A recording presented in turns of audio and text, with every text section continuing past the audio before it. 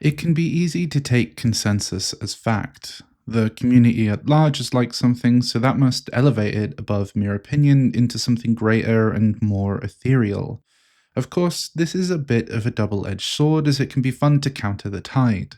The role of the contrarian can be a fun one to play because it makes you feel more nuanced, like you're making your own path. Firewatch is a game I feel like I haven't played, and by that I mean I have a barren save file from back in 2019 that may actually be my second attempt at the game. I've always liked what I played, but there can be something intimidating about arriving a little late to an experience that people hold above all else. There's a distinct difference between games that are good because they're engaging and games that are good because they mean something a little more to people. Both hold weight in their own right, but I've always felt I needed to be in the right space to finally commit to that playthrough of Firewatch, especially as it's only a few hours long, and I got that time recently. Here's what happened when I made the time to play Firewatch. Before I start, I want to express that I'm actually playing Firewatch because Xbox gave me a month of PC Game Pass for coverage reasons. I assume the intent was to get me to try out new releases like Sniper Elite Resistance or Avowed next week, but I actually thought it would be a good excuse to clear my backlog, so here we are, using that fancy new subscription to play a game that launched almost a decade ago. Hey, maybe next I'll get a little bit more current and play, I don't know, Redfall. Firewatch sets its tone early and actually answers most of the questions you might find yourself asking in a game of its caliber. Taking place in the 1980s and playing a man named Henry, your wife gets Alzheimer's at a particularly young age, you answer questions about your life up until this point, and then find yourself as a fire lookout in a national forest. The game could quite easily decide to keep things a secret, like your wife's illness, how she discovered it, and the spiral you went down before her parents decided to look after her. These could have been little nuggets of information that could manipulate you as the player, but they don't feel this way. The whole thing feels more explanatory and factual. In fact, the way the game makes you make these initial choices with nothing but text on screen feels almost detached and clinical. As you start to explore the area around your lookout, that is when you finally connect. The music swells, and the only person to cure your loneliness is Delilah, a lookout in another location across the forest. There's a gendered dynamic to this relationship, one that instills a guiltiness in how flirtatious your conversations are. Delilah effectively embodies many of the roles that a partner may, talking through fears, keeping you company in those low moments, and giving advice on your life. Of course, a friend or a particularly kind stranger can fill these roles occasionally, but Henry's reflection on their budding relationship is defined by, or maybe made in relation to, his declining relationship with his wife. As you inspect the forest for activities, you make dialogue choices speaking to Delilah. It treats even no response as an equally good one, and this makes conversation feel natural. You can choose to engage at your own pace and don't feel forced into making choices just to get through the game. Making conversation passes the time it takes you to physically walk to your location. Playing on PC, I did notice some weird technical problems while walking. I'd read changing VSync settings or locking FPS fixed it, but I occasionally needed to refresh the game just to get through it. This is honestly one of the biggest dampeners on an experience that engaged me from start to finish. There's this scope throughout Firewatch to do more, extra caches that you can find and get lore about this world on, different paths you can take, but this is one of few times that I didn't feel that completionist urge scratching my brain. As Henry, I was fairly content to miss stuff, and it almost adds to that loneliness. Apart from your connection to Delilah via your radio, you are entirely alone, which makes outages and poor coverage make you feel vulnerable at all moments. The game has these more jarring moments, hints of conspiracy or danger that don't quite ever veer into terror, but a sense of unease, one that brings down that guilty joy you feel as your wife is cared for by her family. In this sense, Firewatch has this abstraction it makes from a disease like Alzheimer's. There's a main character syndrome to video games that translates well to someone affected by such a life-shattering diagnosis. In a sense, Henry's wife Julia's Alzheimer's feels like it happened to him, and this distance clears that somewhat. Her disease doesn't happen to you, it happens and you are affected as a result.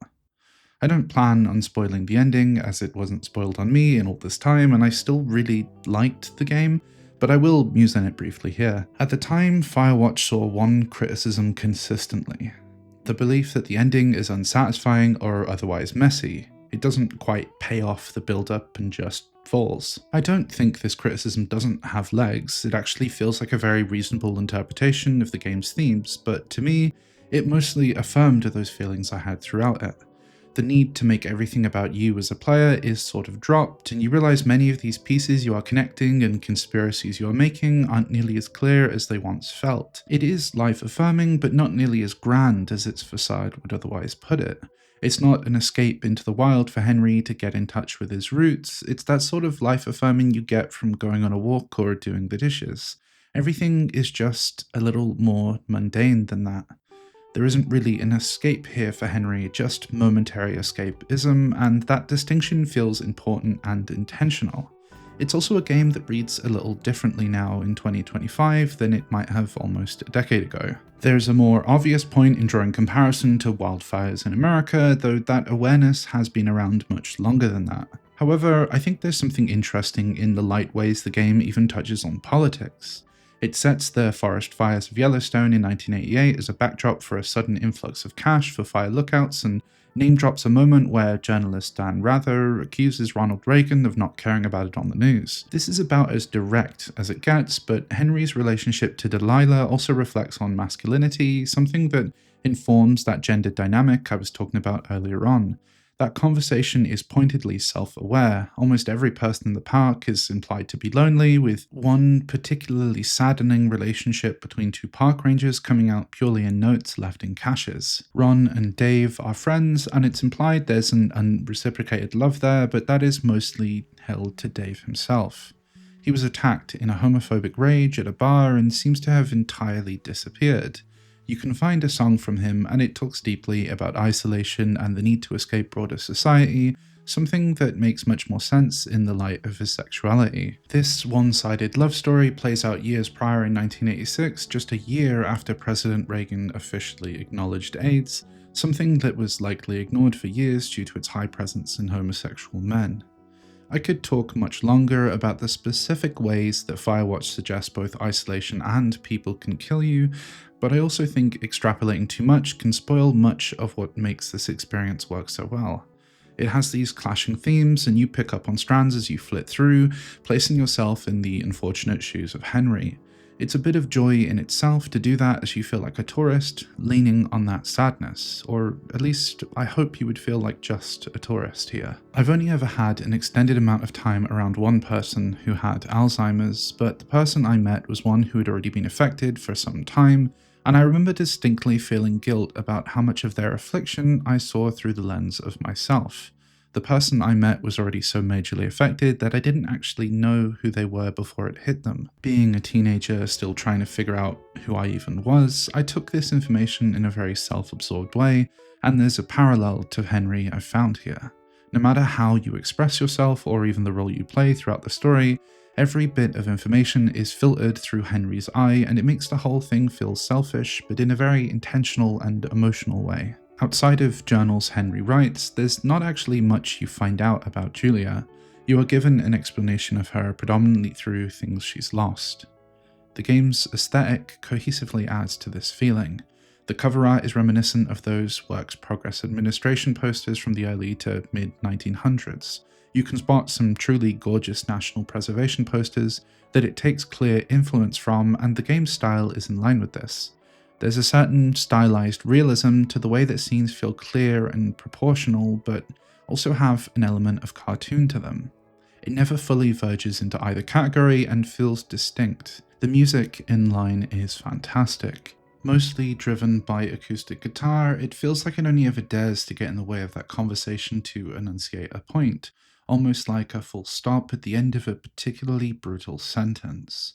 The sound design as a whole is incredibly thoughtful. Campo Santo, the developer of Firewatch, was acquired by Valve in 2018.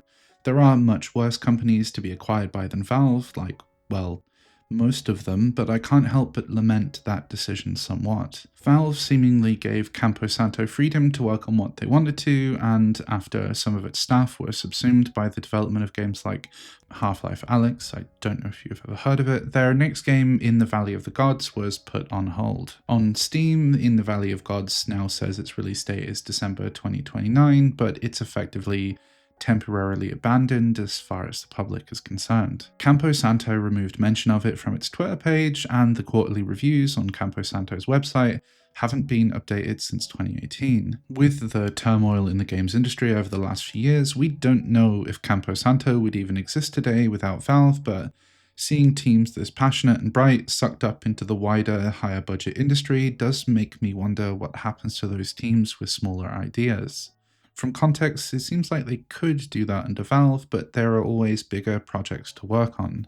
Sometimes that creativity comes from necessity. I think the biggest criticisms I can levy at Firewatch, other than some technical problems, is that I want more, not just in pure volume, but in character and tone. I want it to explore its own world more, and I want to see Henry's life. However, that's kind of the point. You don't need to see, hear, or want for more than your little forest until life forces you to leave it. You, as the player, represent Henry's own desire to escape, and when he's done, he doesn't need you anymore. After all, this story isn't really about you.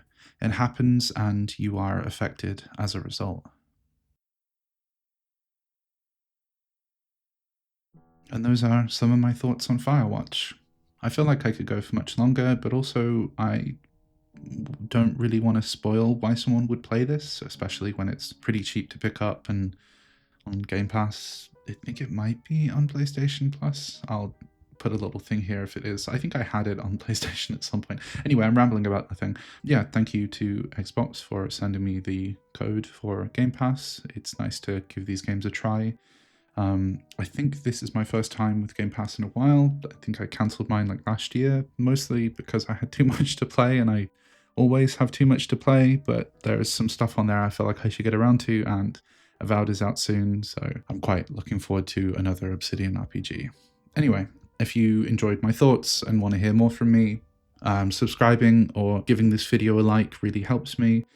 Some of my videos have been doing really well recently, which is lovely to see, but it also shows there are more people out there like me who have similar thoughts or like to delve into the topics I do, which is a very exciting prospect to me, because most of the reason I started this channel in the first place was just so I wouldn't annoy my friends with my thoughts.